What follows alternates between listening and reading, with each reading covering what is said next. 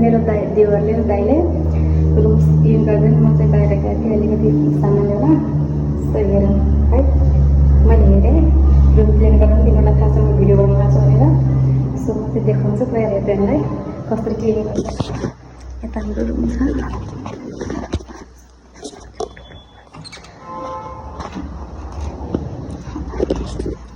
5 minute weight गर्नु, अहिले आउँदैछौँ।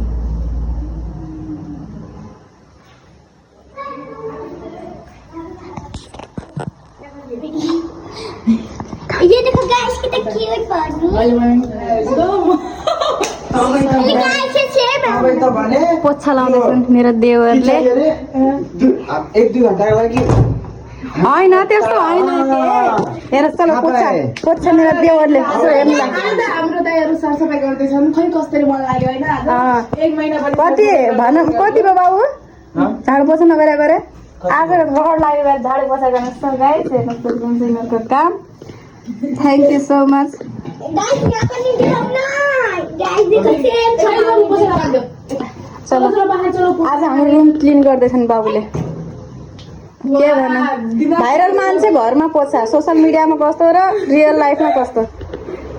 यस्तो गरेर काम गर्छन् मान्छेले र मनी कमाउँछन्। मनी हो कि न घ्याम्पा?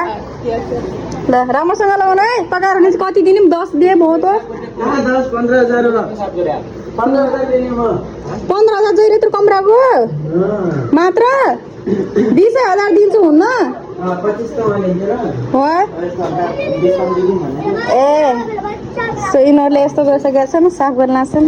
अरे मेरा बच्चा